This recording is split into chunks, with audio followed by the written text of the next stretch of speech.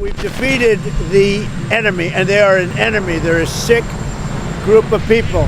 The leadership is gone, the Navy is gone, the Air Force is gone, the anti-aircraft equipment that they have, the radar they have is all gone, everything's gone. The Strait itself, the actual Strait, how are you? The Strait itself is, we're doing a good job. What happens when thousands of elite U.S. Marines are suddenly deployed to one of the most dangerous flashpoints on Earth, supported by massive military helicopters capable of lifting artillery, vehicles, and entire troops in seconds?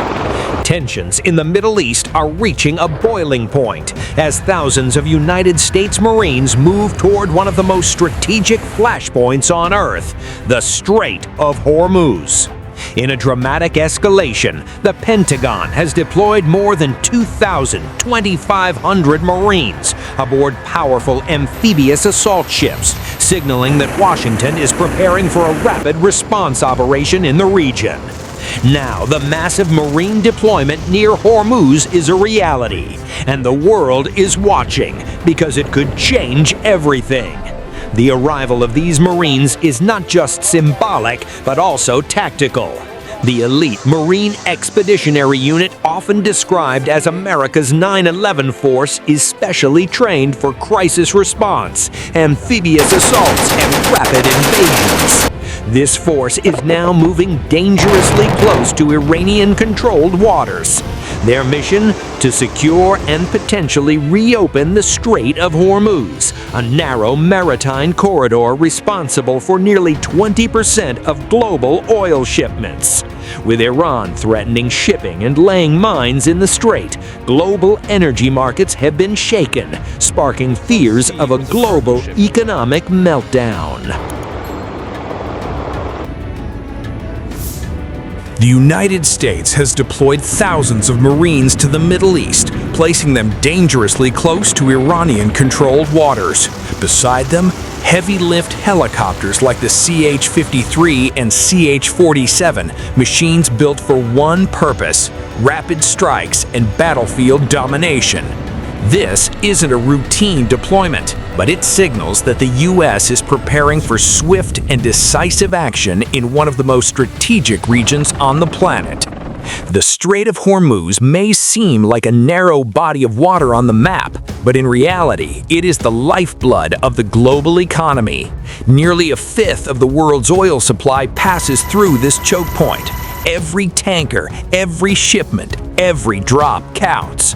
Now imagine this: if the passage were blocked even briefly, oil prices would skyrocket, supply chains would collapse, and economies around the world would feel the impact. That's why every military movement here immediately raises global concern. The deployed Marines are no ordinary troops. They are part of a rapid response unit trained for amphibious warfare, crisis intervention, and high-intensity combat operations.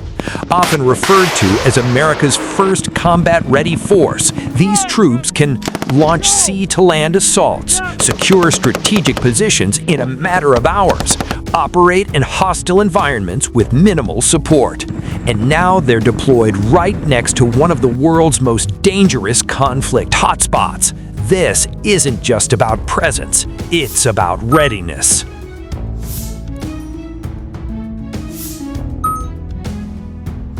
Supporting these Marines are two of the most powerful helicopters ever deployed in a combat zone: CH-53 and CH-47, heavy load carriers in war. A key part of this deployment is the use of reliable heavy-lift helicopters, including, first, the CH-53 Stallion. The CH-53 Stallion, one of the largest helicopters in the U.S. military, can transport heavy equipment, artillery, and dozens of troops in a single flight, making it ideal for amphibious assaults and island captures. Designed for rapid insertion, troops can move from ship to battlefield in minutes. Then there's the CH-47 Chinook. Meanwhile, the CH-47 Chinook provides troop transport and additional logistical support, enabling rapid intrusions deep into contested zones. Known for its twin rotors, the Chinook is a mainstay on the battlefield. These helicopters can transport large troop formations, deliver supplies under enemy fire, evacuate personnel in high-risk zones. Together, these helicopters enable sea-to-land air assault operations, rapid troop deployment behind enemy lines, movement of heavy cargo in combat zones. This combination gives the U.S. Marines unmatched flexibility in high-risk environments like Hormuz. In modern warfare, whoever moves the fastest often wins. This combination gives the U.S. Marines unmatched flexibility in high-risk environments like Hormuz.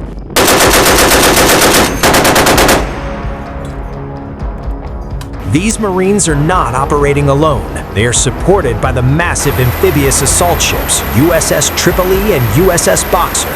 These ships essentially function as floating military bases, capable of launching helicopter assaults, drone operations, and direct naval assaults on enemy shores. Everything needed for military operations is already at sea, ready to move at any time. This allows the U.S. to attack, reinforce, or withdraw without relying on land bases. A combat-ready amphibious unit typically carries thousands of Marines, attack helicopters and transport aircraft, armored vehicles and artillery. This means the U.S. now has the capability to launch a full-scale amphibious operation at short notice.